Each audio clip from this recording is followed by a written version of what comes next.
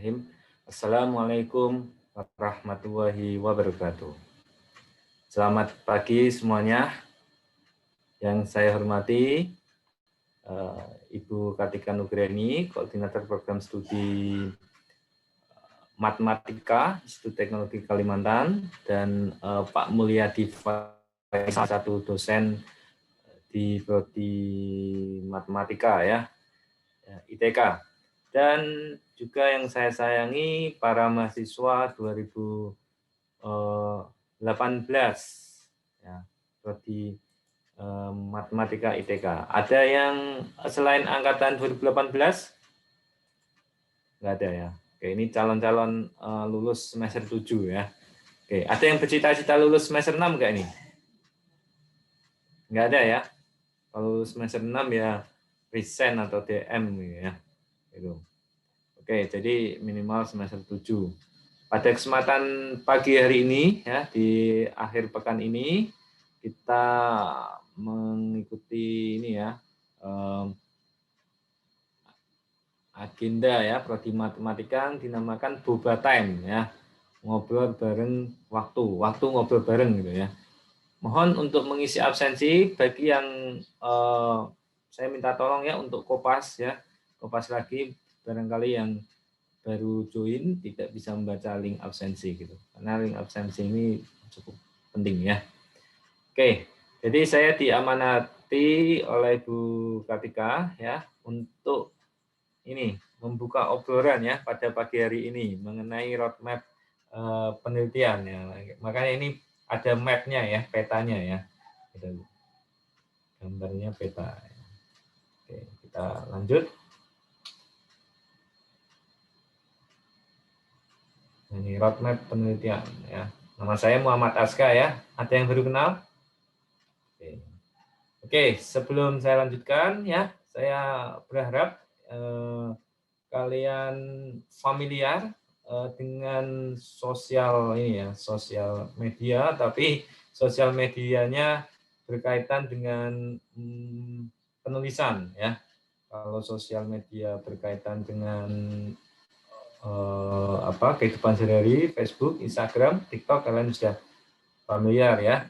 Tapi saya berharap kalian buat ini ResearchGate penelitian ini dan Google Scholar. Ya. Oh ya, jangan lupa bagi kalian ya untuk mengunjungi ini ya channel YouTube saya ya. Ini channel YouTube saya ini saya niatkan awalnya itu untuk pendidikan ya. Jadi untuk sharing-sharing pengetahuan gitu ya. Oke, mohon dukungannya untuk subscribe bagi yang belum subscribe ya. Oke. Kalian juga bisa membuat channel YouTube sendiri ya untuk membagi pengetahuan kalian gitu. Kalau dalam berupa video, karena kalau menerangkan video kan lebih bisa ditangkap gitu ya.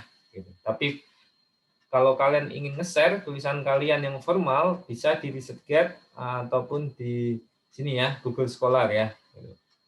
Oke, jadi media tidak hanya membuat media sosial yang mainstream ya, seperti Facebook, Instagram, tidak hanya itu, tapi kalian sebagai seorang akademisi gitu kan, seharusnya juga mempunyai akun ResearchGate dan Google Scholar.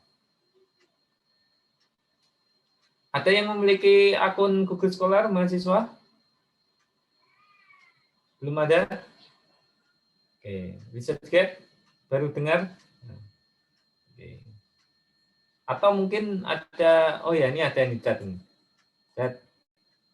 Oh belum ada, oke bisa mulai ini ya, membuat ya. Oke.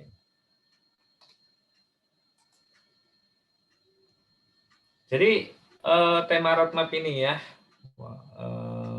ini yang saya buka untuk obrolan pagi hari ini mengenai model stokastik, asuransi dan peramalan dan juga analisis regresi ya. Ya ini ya terkait karir saya ya di ITK sejak tahun 2015 ya, saya berkutat pada ini ya 3 bidang ini ya, kurang lebihnya seperti itu ya. Oke.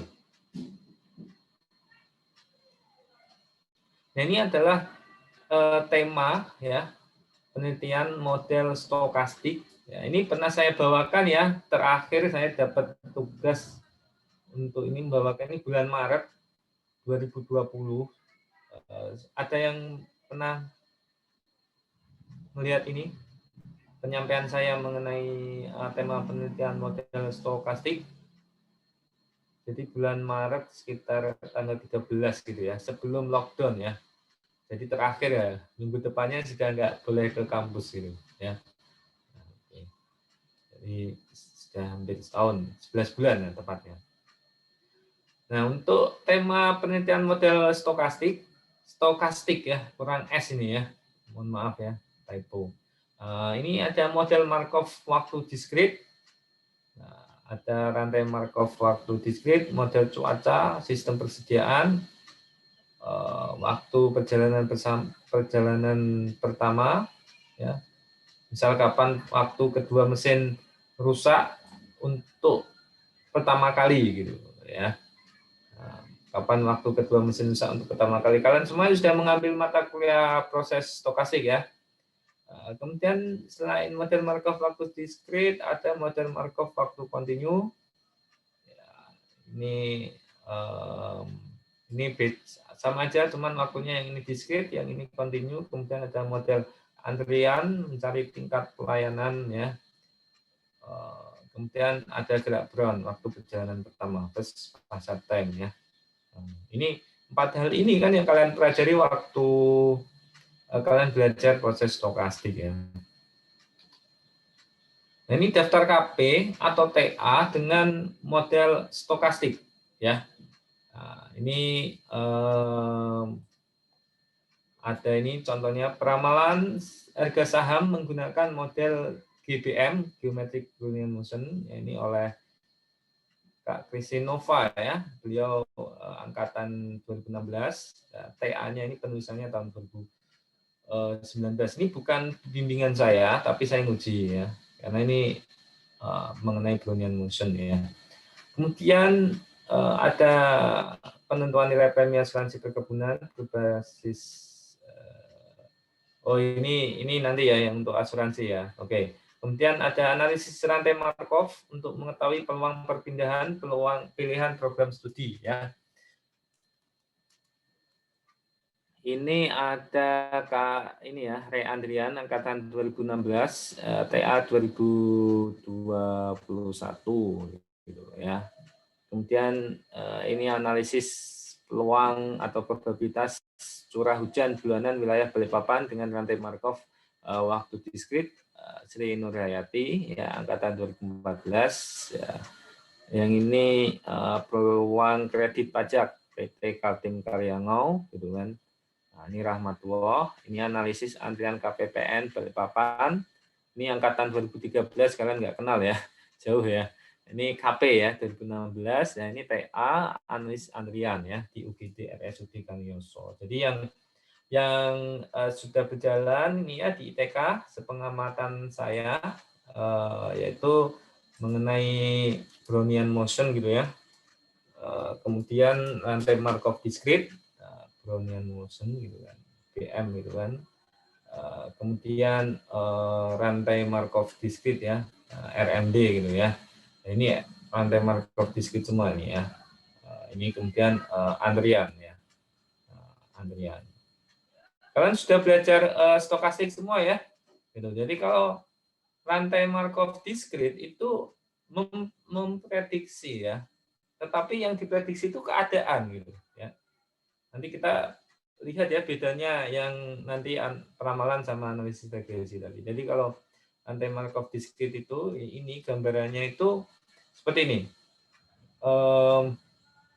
Saya lihat ya seperti ini. Nah, ini kalau pilihan program studi kalau punya Kak Reni yang baru saja selesai ya, ada 10 nah, di sini gitu. Pada periode pertama ya.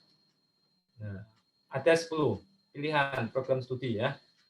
Karena ini kan 10 prodi ini kan sekarang sudah 17 ya. Nah, sebelumnya itu ada sebelum 17 ada 14, sebelum 14 ada 10 ya. Nah, ada 10. Jadi ini pindah pilihan prodi misalnya dari fisika ke fisika. Kalau fisika ke fisika nggak pindah ya, tetap ya. Jadi setia ya. Periode pendaftaran pertama milih fisika gitu kan, dia nggak diterima lagi. Kemudian periode kedua dia masih milih fisika gitu ya. Gitu. Kemudian periode pertama dia milih katakanlah matematika ya. Kemudian periode kedua dia milih fisika. Nah ini peluangnya berapa itu dia pindah gitu loh. Nah kayak gitu kan, pindah keadaan ini ya namanya ya.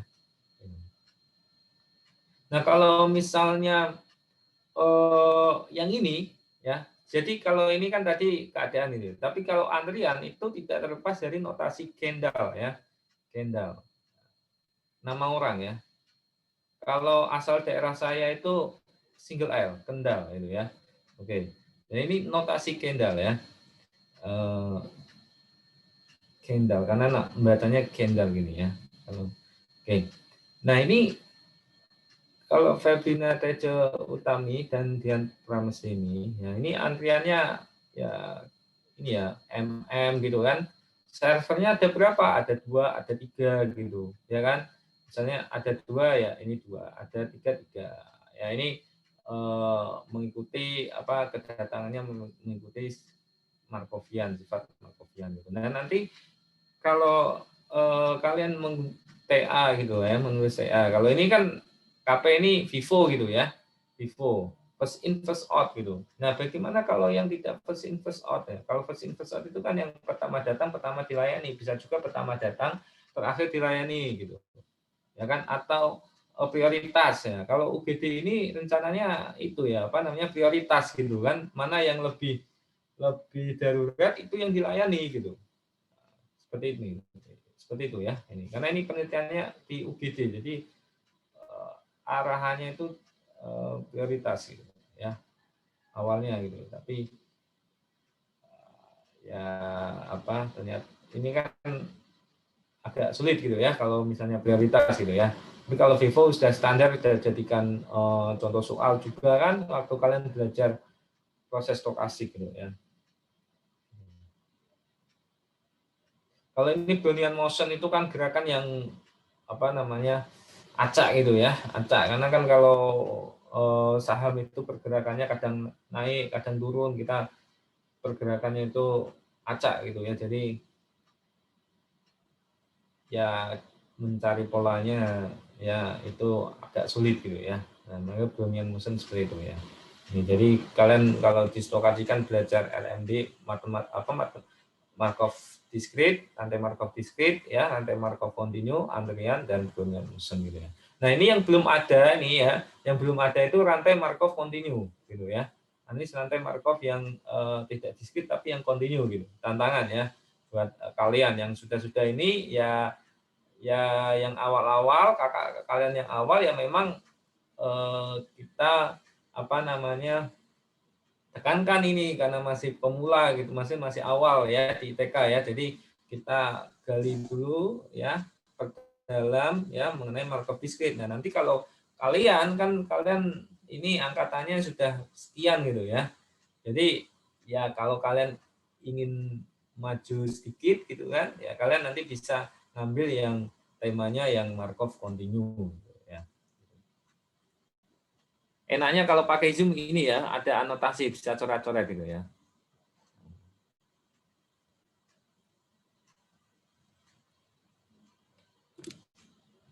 Nah, tentang asuransi sekarang ya. Tema penelitian asuransi ada temanya ada asuransi jiwa ya. Kalau asuransi jiwa ini yang konvensional nih ya. Ini baru 1 orang ya. Ini angkatan 2014 nih, Kak Khairina Yulfathana ya, pengerjaan TA-nya 2018. Nah, ini premi tahunan asuransi jiwa bersama Rasul Pfeiffer dan John Leff untuk 4 orang tertanggung gitu kan. Kalian sudah mengambil PMA, pengantar matematika aktuaria? Belum ya? Tuh, bentar ya. Kepencet. Oke. Ini ada yang tanya, Kak. Oh. Oke, siap.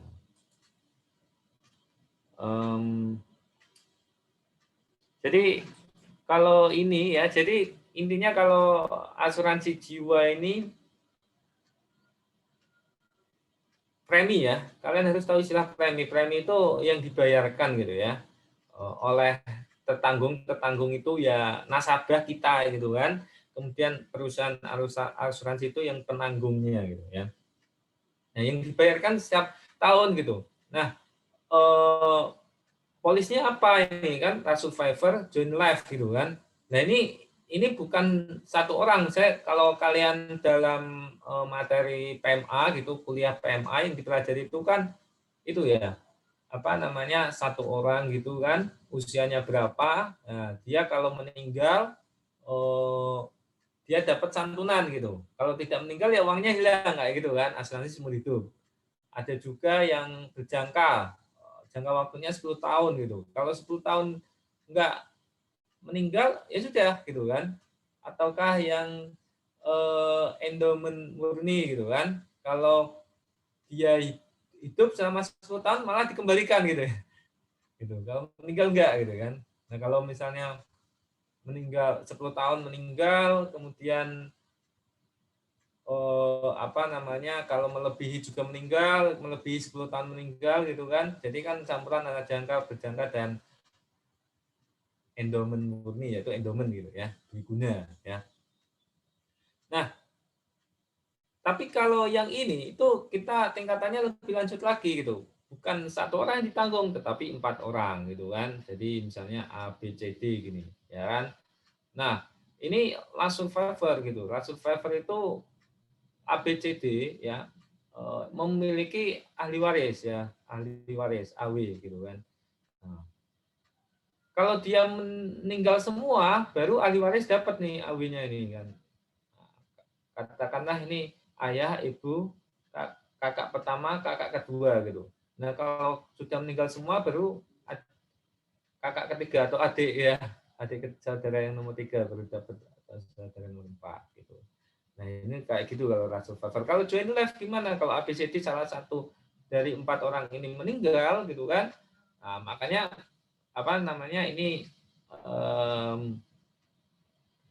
BCD ini yang dapat ahli warisnya, sama ahli juga ya, ahli waris yang ini juga. Jadi salah satu meninggal dapat gitu. Tapi kalau last survivor semuanya meninggal. Nah, nanti kalian juga bisa yang join live yang suami istri ini kan menghayal ya 4 orang gitu. Nah, maksudnya itu ya mungkin penerapannya agak sulit dibayangkan gitu ya. Tapi ya kalau join live biasanya kan suami istri 2 orang aja gitu kan.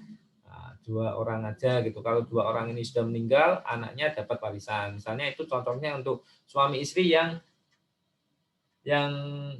bekerja gitu ya. Gitu. Oke. Kemudian kalian apa misalnya nanti kalau asuransi jiwa, nanti kalian bisa ini ya, bisa dikaitkan dengan misalnya Kopula gitu kan.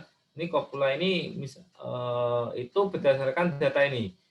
Berdasarkan data seorang suami ya meninggal. Kalian pernah nggak misalnya tetangga kalian, mungkin kerabat kalian gitu, yang laki-laki meninggal, suaminya meninggal, 2 hari kemudian istrinya gitu. Dalam 1 hari bahkan suami istri meninggal bareng, cuman jamnya berbeda gitu. Nah, dengar kan berita-berita seperti itu.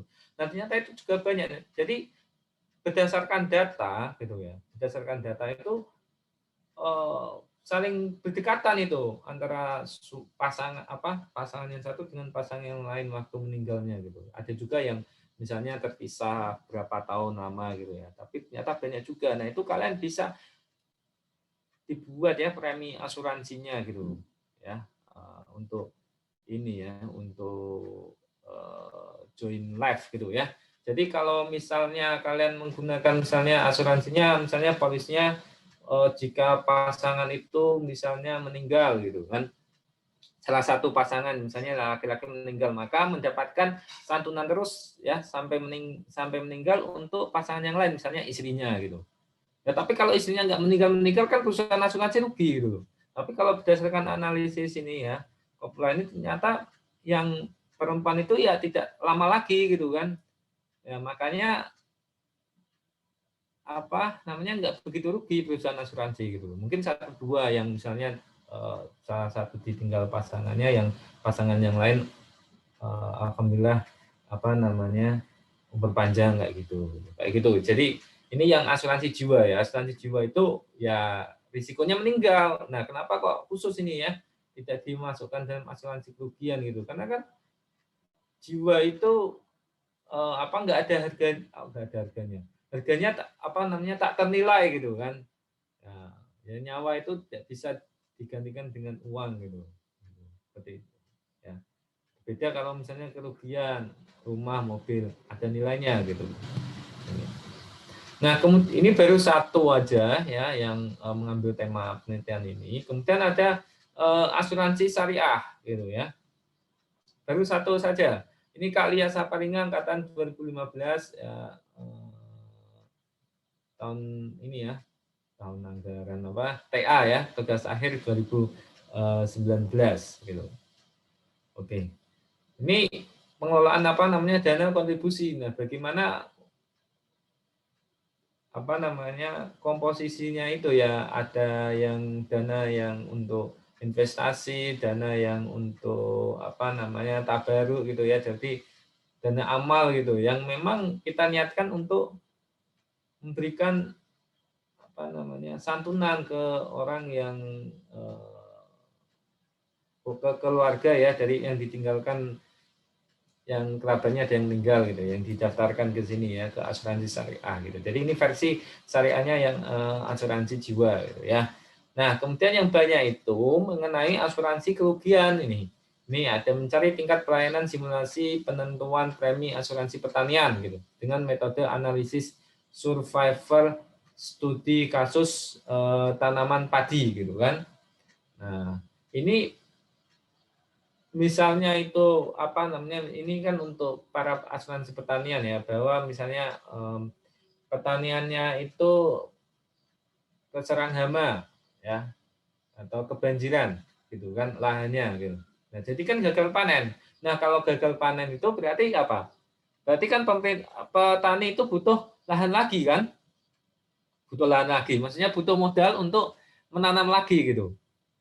Ya, seperti itu ya. Jadi modalnya bagaimana kan rugi gitu ya. Makanya kalau ditanggung asuransi bisa untuk memutar lagi sehingga melakukan penanaman lagi gitu. Nah, kalau misalnya enggak banjir, enggak kebanjiran atau enggak terserang hama gitu, bagaimana? Ya sudah, berarti kan bayar premi saja, uangnya hilang untuk perusahaan asuransi gitu ya. Ya itu kan ya plus minus, tapi kan ini namanya manajemen risiko ya, mengurangi risiko gitu ya. Gitu. Tapi kan nggak apa-apa ya, kan dia masih untung dengan hasil panennya, bisa untuk periode penanaman berikutnya masih ada modal gitu. Nah, ini kemudian Fauzia, kalau tadi Novita ini mengenai asuransi pertaniannya itu tanaman padi, tapi kalau Fauzia ini perkebunan, ya, dia menggunakan indeks curah hujan, gitu kan, pada komoditas perkebunan karet di Kota Balikpapan, gitu. Kemudian kalau indeks curah hujan ini berarti gini, misalnya curah hujannya itu kalau tadi kan ini kalau tadi itu kan kalau misalnya rugi panen gitu kan, kalau ini indeks curah hujan kalau curah hujannya sekian ya ukurannya ya, ukuran curah hujannya apa ya, milimeter apa itu, milimeter Hg ya, milimeter ya. Ya itu kan ada ukurannya sendiri ya, milimeter ya, curah hujan. Nah, kalau misalnya ukurannya sekian, maka dapatlah dia curah hujannya lebih dari sekian, maka ya tidak bisa diklaim asuransi gitu. Kayak gitu. Jadi acuannya bukan rugi dan tidak rugi, tapi acuannya adalah curah hujannya itu ukurannya kurang dari apa atau lebih dari apa gitu. Atau ganti rugi sebagian jika Anda, jadi ukurannya adalah curah hujan gitu ya. Gitu. Nah, kemudian jadi tidak selamanya ya rugi, tapi memang diidentifikasi misalnya kalau curah hujannya sedikit gitu kan, berarti kekeringan gitu. Nah, itu akibat tak langsung gitu ya, tapi bukan karena ruginya ya, tapi karena ukuran curah hujannya. Untuk ini ya, untuk parameter menentukan oh dia dapat klaim apa tidak. Jadi kita harus harus memastikan juga gitu kan, polisnya itu seperti apa dalam membuat ini ya, betul premi asuransi ini kerugian. Kemudian ini premi asuransi banjir di Kota Balikpapan menggunakan metode Fajri Sukamoto gitu ya. Oke, jadi untuk penelitian ini itu memang membutuhkan data gitu ya. Kemudian oh sebentar ya, ini belum saya close anotasinya.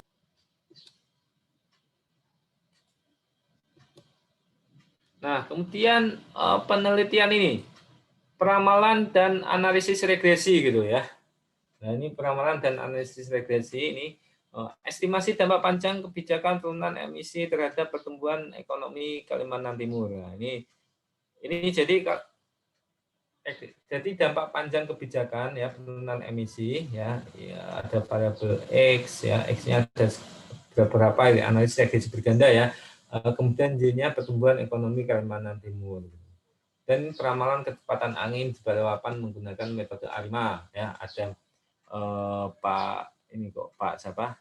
Kak Jefferson Sinurat ya, angkatan 2015, TA pengerjaan tahun 2020. Nah, ini ada penelitian saya dengan Pak Mu juga dan Pak Salam itu ya. Nah, ini forecasting ya, beban jangka pendek ya dengan bebel sesional ARIMA. Nah, ini berdasarkan data apa? Data ini ya, data listrik ya, Mahakam Is Kalimantan gitu. Jadi ini juga ya yang kedua, cuman ini yang Kuaro gitu ya. Jadi kalau waktu pengambilan data ya, pengambilan data waktu 2019 itu Kalimantan Timur ya, listriknya ini tidak tersambung semuanya gitu loh. Ada yang Mahakam gitu kan, Mahakam itu Samarinda, Balikpapan gitu. Samarinda, Balikpapan, terus kemana lagi ya? Sangatta, kalau nggak salah saya. Intinya dibagi 3, Mahakam, Kuaro gitu kan, daerah Kuaro sana ya, Petung gitu. Ya, gitu. Nah, yang kita analisis data Kuaro sama data Mahakam ini karena kan database-nya beda gitu. Nah, sekarang kan disambung semua ini, nah, disambung semua Mahakam gitu kan. Nah, rencananya satu Kalimantan juga akan disambung, namanya apa ya? Nusantara kalau nggak salah ya. Coba kalian cek ya. Jadi satu listrik Kalimantan ini tersambung gitu ya. Nah, kalau di Jawa Bali kan sudah tersambung ya, dan Kalimantan itu kan proses ini ya. Proses apa sudah baru-baru aja ini ya. Kalau misalnya sudah tersambung semuanya gitu. Nah, ini datanya ya. Datanya saya ambil di sini kilo 15 ini ya. PLN di PLN ini, kantor PLN yang di kilo 15 ini. Jadi memang harus menggunakan surat, minta data kayak gitu kan, kemudian kita olah gitu ya. Nah, ini kemudian wah ini saya salah nih, saya meletakkan ya. Ini yang untuk rantai Markov tadi ya. Nah, yang ini ya. Nah, ini analisis faktor yang berpengaruh terhadap prestasi mahasiswa Institut Teknologi Kalimantan pada tahap persiapan bersama. Ini 2015 tahun TA-nya 2020. Nah, bedanya apa dengan yang ini gitu kan? Kalau jadi dalam ini ya analisis regresi kalian harus identifikasi ya jenis datanya gitu. Misalnya ini Y gitu kan sama dengan A ya X1 ditambah A X2 gitu kan ditambah apa B ya B X2 ini koefisiennya ya C X3 misalnya 3 variabel aja ya tambah D gitu kan. Oke. Nah ini ya datanya gitu kan. Kalau yang ini kan yang Nurul Ilma Hidayanti itu kan datanya ini data rasio gitu loh. Data rasio itu misalnya berat badan, tinggi badan gitu kan. Itu tapi kalau si Rahmat Tua ini ya ini analisis regresinya logistik gitu kan, logistik. Ya kalau tadi kan regresi linier gitu kan. Nah, kalau logistik itu misalnya asal sekolah gitu. Jadi lulus dan tidak lulus, ya. Dia lulus enggak? Ya. Itu apa? Data apa? Kategori kan, lulus tidak lulus itu. Nominal kalau dalam statistik ya. PMS itu kan, lulus dan tidak lulus ya. Jadi Z-nya itu lulus, tidak lulus gitu. Nah, berarti kan nominal gitu kan. Kemudian ada juga datanya yang rasional, misalnya IPK. Ya, IPK itu rasional apa ordinal? Oh, kok rasional. Rasio apa? Hmm, data nominal, interval. Bisa dikatakan interval, dikatakan rasio. Tapi kalau kalian menginputkan angka 0 sampai 4 gitu kan, itu rasio. Tapi kalau menginputkan angkanya itu A, maksudnya dari A, AB, kemudian B, kemudian apa namanya BC. Nah, ini apa? Interval gitu kan. C, karena apa? Rating ya. Ini D, E gitu kan. Jadi kalau A 4, AB 3,5 ya. Tapi kalau menginputkannya 3,7, 3,5 berarti kan rasio. Tapi kalau menginputkannya 4, 3,5 terus ini apa? 3 gitu kan berarti interval gitu kan. Nah, kemudian kalau yang X2 misalnya asal sekolah ya. Jadi kalau yang asalnya itu SMA IPA gitu, itu kecenderungan lulus TPB-nya itu tinggi dibandingkan dengan SMA IPS misalnya ya. Nah, makanya kita menganalisis seperti itu. Jadi kita bedakan asal SMA IPA, SMA IPS sama SMK kayak gitu. Misalnya membedakannya seperti itu ya. Jadi kalau kalian mau membuat penelitian ini ya berkaitan dengan analisis regresi, kalian bisa memvariasikan gitu. Oh, yang penelitian sebelumnya datanya rasio semua. Oh, saya maunya datanya logistik plus rasio gitu. Ada yang logistik, ada yang rasio, ada yang kategori nominal maupun ordinal gitu. Oh, yang sebelumnya Pak Kak Rahmat nominal saja, saya mau ordinal gitu. Ya kan datanya bedanya kayak gitu. Jadi ketika kalian menulis TA nanti, kalian harus tahu bedanya dengan penelitian terdahulu gitu loh. Penelitian terdahulu misalnya ada berapa variabel, 3 variabel. Oh, penelitian saya 5 variabel. Data penelitian terdahulu menggunakan data rasio. Oh, saya penelitiannya datanya kategori. Oh, penelitian terdahulu kategori, tapi nominal. Saya kategori ordinal. Tahu ya bedanya nominal, kategori nominal sama kategori ordinal gitu ya. Tapi kalau asal sekolah itu kan nominal gitu kan. Kalau misalnya ordinal, misalnya pendidikan gitu kan, SD, SMP, SMA. Gitu. Oh, datanya kayak penelitian dahulu rasio gitu kan, kuantitatif. Saya juga kuantitatif, cuman interval itu. Interval itu rating gitu kan. Rating saya tingkat kepuasan apa konsumen gitu dan sebagainya gitu ya. Pokoknya yang rating yang misalnya yang kalau kita di Play Store itu kan ratingnya berapa gitu kan. Nah, itu interval gitu ya. Gitu. Hmm,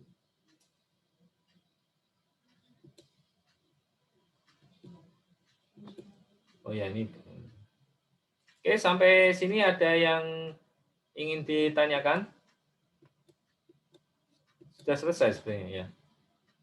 Oke, sudah selesai gitu kan. Jadi gini, jadi ketika melakukan penelitian ya, ketika kita akan mengerjakan TA ya, itu yang paling penting ya, yang paling penting itu adalah ketersediaan data untuk konteks ini ya roadmap penelitian saya ya, untuk misalnya mungkin penelitian Bu Kartika atau Pak Mulyadi itu mungkin tidak harus ya. Tapi kalau penelitiannya kalian mengenai statistik, aktuaria gitu kan, yang ya bisa aja sih. Cuman kalau saya itu lebih ke data gitu loh.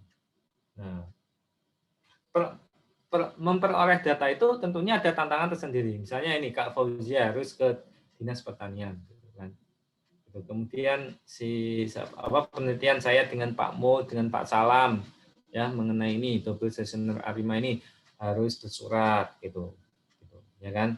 Nah, yang enak ya ini si siapa? Contohnya Kak Christine gitu kan bisa menggunakan apa Yahoo.finance ya data saham. Gitu. Jadi saran saya kalau kalian mau melakukan penelitian bidang statistik yang olah data, tentunya kalau datanya melimpah, datanya banyak itu semakin bagus gitu kan, semakin mantap gitu kan. Kalau kalian KP yang pernah sudah KP atau sedang KP sekarang ini kan kadang mendapatkan datanya sedikit aja, nggak sampai 30 gitu ya. Jadi apa adanya aja lah ya, seperti latihan aja ya waktu seperti kuliah analisis regresi kayak gitu ya. Gitu. Yang penting kalian tak tahu prosedur melakukan menganalisis regresi gitu. Oke, sampai sini ada yang ingin ditanyakan?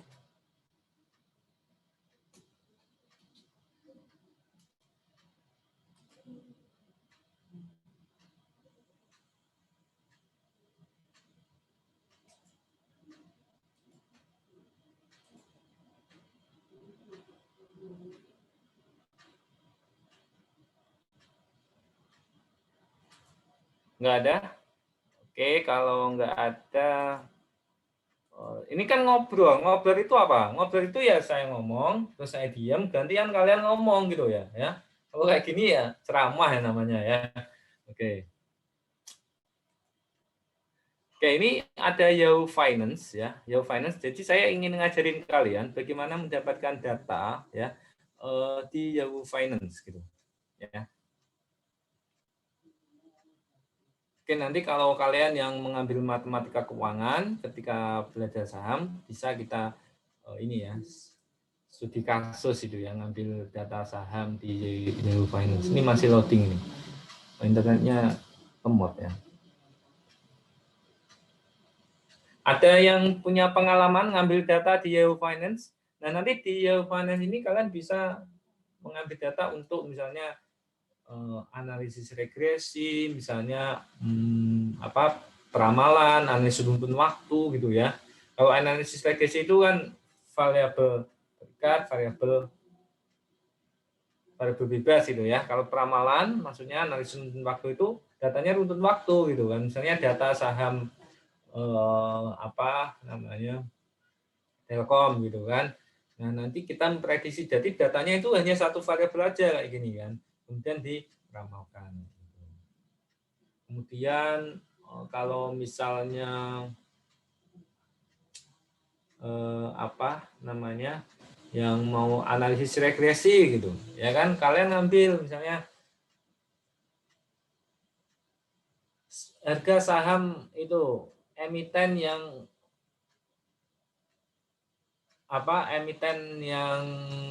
perusahaannya itu bidang bisnisnya emas dengan harga emas gitu.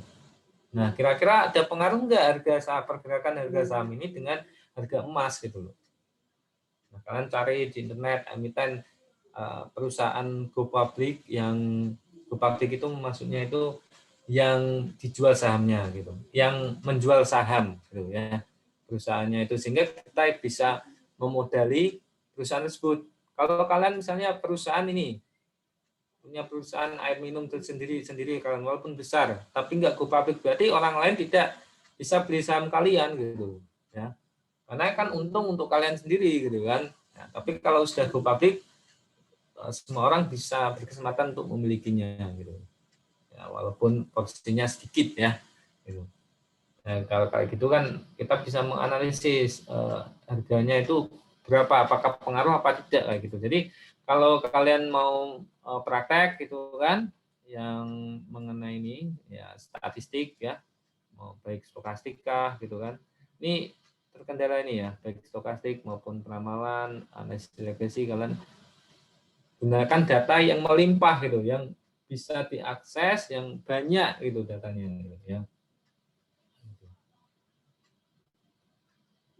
Atau kalian juga bisa misalnya tadi penelitian mengenai itu ya rantai Markov diskrit yang cuaca gitu, kalian bisa mengambil juga data dari BMKG ya, BMKG itu bisa, atau ngambil data di BPS ya juga bisa gitu ya gitu. Cuman kalau kalian benar-benar butuh data yang banyak, panjang ya, harian kah gitu kan, atau per jam gitu kan, itu bisa menggunakan ini ya, data saham gitu. Ya ini terkendala ini ya, entah koneksi atau laptop saya ya. Oke, gimana? Ada yang ingin ditanyakan? Gini ya, tanya itu bukan berarti saya harus bisa menjawab. Yang penting itu tanya itu kalian bersuara gitu kan, kita ngobrol gitu ya, diskusi gitu ya. Barangkali dari obrolan ini kalian dapat inspirasi gitu loh. Itu yang penting. Walaupun nantinya kalian tidak mengerjakan ini ya, tema saya ya. Mungkin kalian lebih suka ke pemodelan matematika, lebih suka analisis aljabar, ya nggak apa-apa. Tetapi kan paling tidak wawasan kalian bertambah gitu dari obrolan pagi hari ini.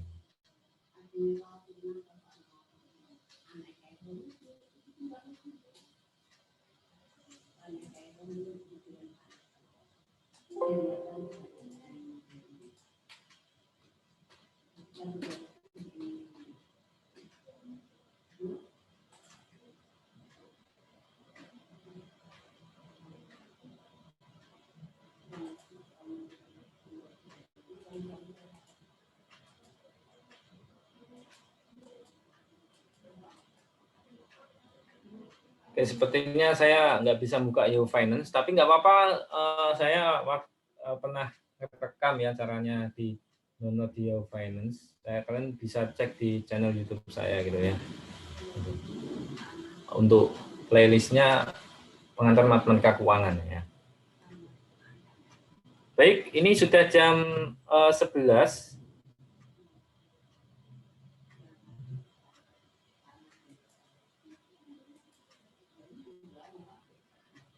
Nah, kayak gini dong. Diana Kartika Novia Pratiwi. Ini 2017 ya? Wah, ini sudah mengerjakan, ini sudah pengalaman ini ya. Saya ingin bertanya, Pak, bagaimana jika ingin melakukan penelitian, namun ternyata salah satu variabel yang dibutuhkan ternyata datanya kurang gitu. Nah, kurang ini ukurannya apa kurang itu?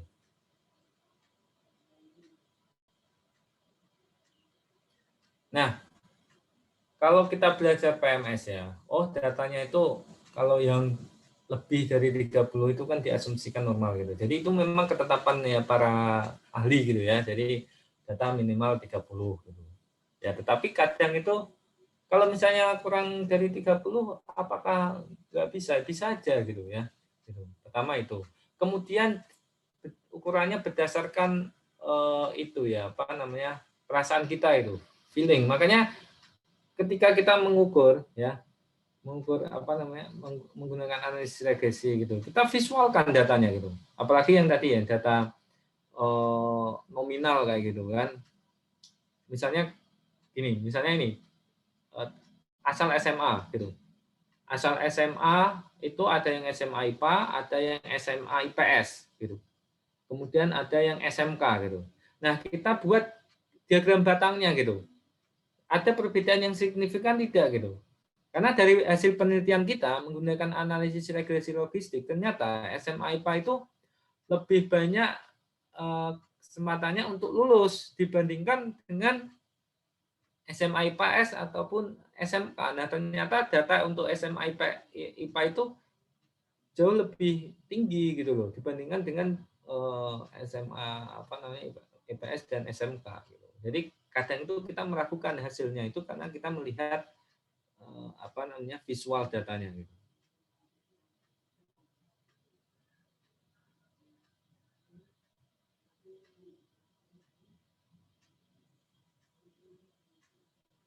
Ya, Mas, ketetapan dari angka 50 itu dari mana itu? Alasannya apa? Kalau saya bilang tadi 30 memang beberapa buku menuliskan ya 30 gitu ya.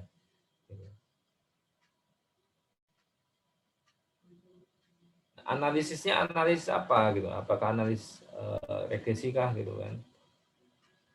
Regresi gini ya, sebenarnya Diana ya. Oh iya, silakan kalau mau open mic Diana. Iya Pak, gini Pak, misalnya saya mau melakukan penelitian regresi nih Pak, di mana regresi itu kan yang dibutuhkan adalah data.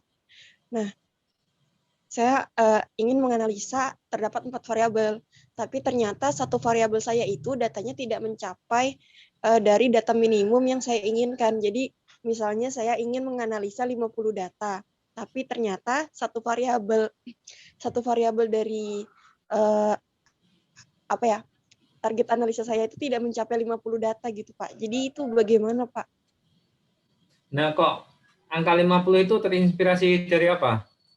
Dasarnya apa? Nggak ada ini sih, Pak, nggak ada patokan. Cuman untuk melakukan suatu analisis regresi itu saya mau menganalisa 50 data gitu. Tapi ternyata satu variabel saya itu tidak mencapai 50 data. Apakah saya harus mengurangi data itu dan menyamakan semuanya? Misalnya satu variabel itu hanya ada 10 data. Jadi saya hanya menganalisa 10 data saja atau bagaimana, Pak? Iya, kalau analisis regresi kan harus sama ya, semua variabel gitu kan. Jadi apa? Screen.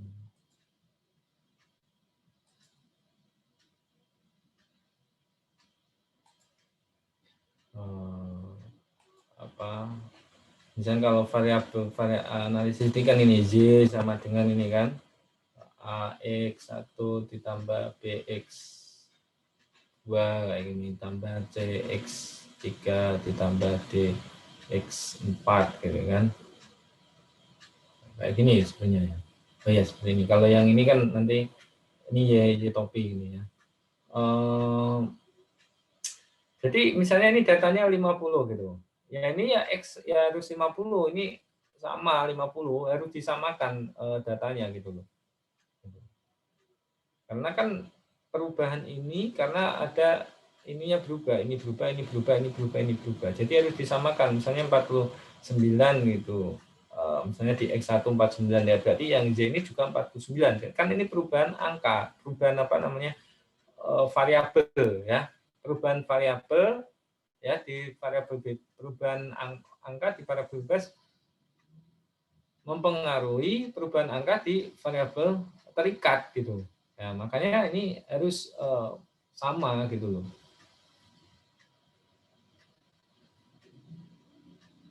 Gitu sih Diana, karena kan analisis regresi ya.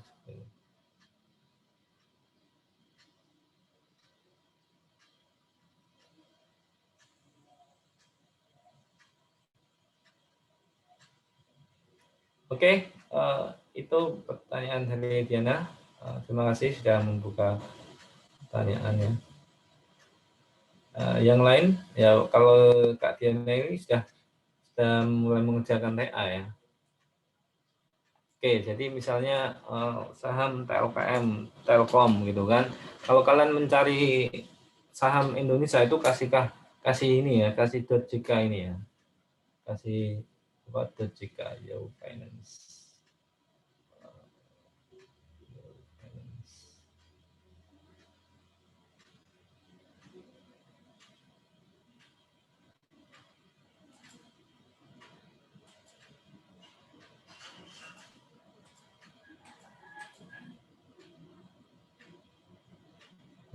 Yahoo Finance. Malah Yahoo search ya.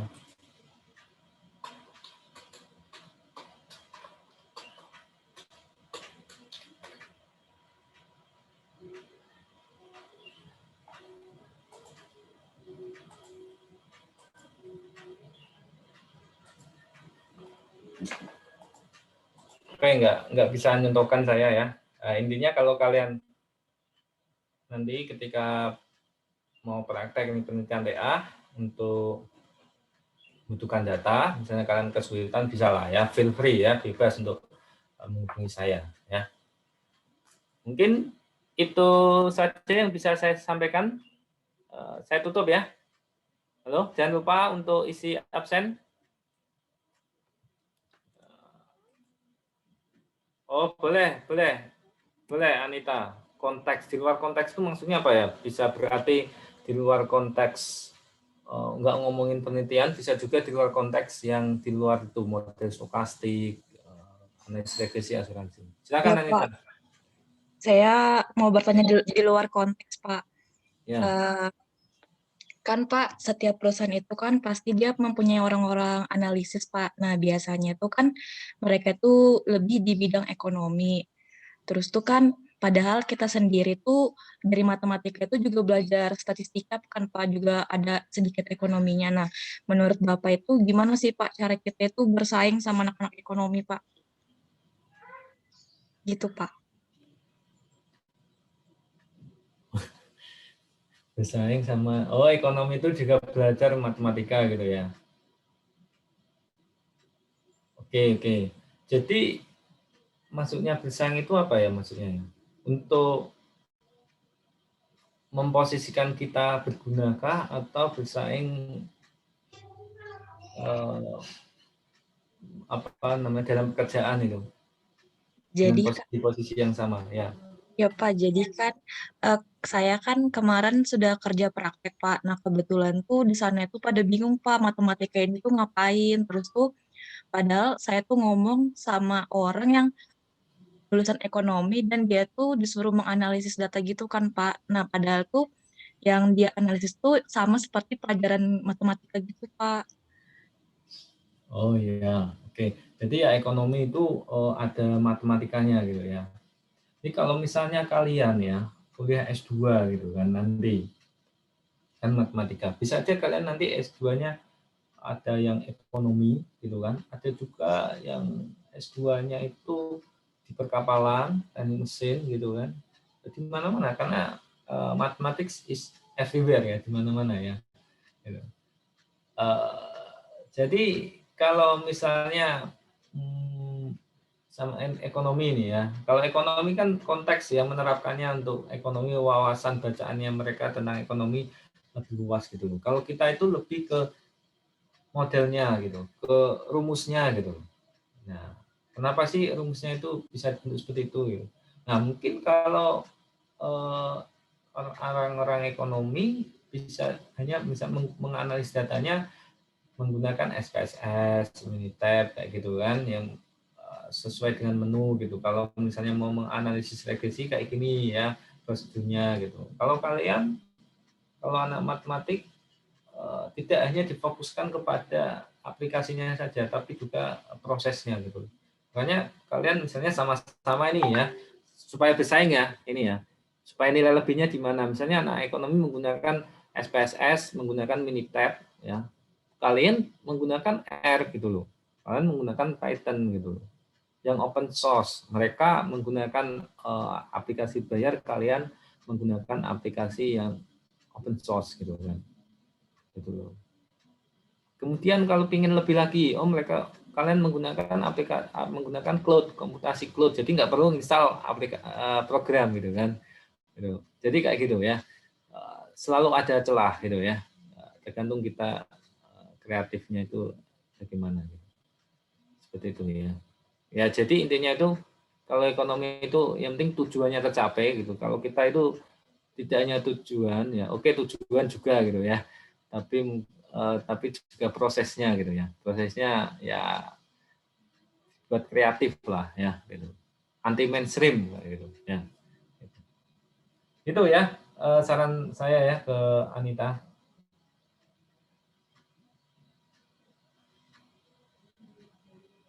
Mungkin saya cukupkan ya obrolan kali ini ya. Jika misalnya ada yang ingin ditanyakan silahkan langsung hubungi saya aja ya. Jangan lupa subscribe channel YouTube saya ya sehingga saya nanti lebih bersemangat dalam membuat konten-konten ya untuk pendidikan ya, terutama di bidang matematika. Saya tutup. Bu Kartika bagaimana ini? Langsung tutup ya. Dokumentasi ini ya. Saya dokumentasinya snipping tool ini aja. Ya, nama-nama ya. Oke, 1 2 3 nama satu. Ini saya. Nah, ini ya. Ini walaupun nama-nama saja ini ya.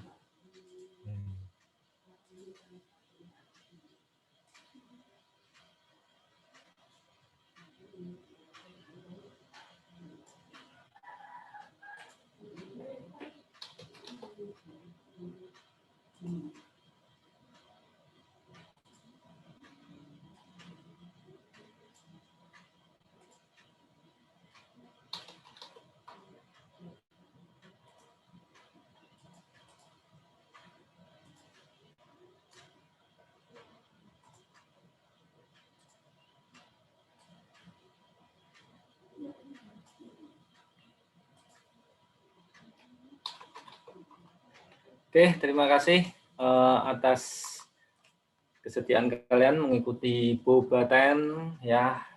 Nanti jangan lupa untuk mengikuti Bobatem selanjutnya. Selalu semangat ya. Semoga kalian bisa lulus tepat waktu ya. IPK tinggi dan kalau bisa lulus cepat ya, 7 semester. Sekian dari saya, kurang lebihnya saya minta maaf. Assalamualaikum warahmatullahi wabarakatuh. Waalaikumsalam warahmatullahi wabarakatuh. Makasih Pasca. Ya, sama-sama.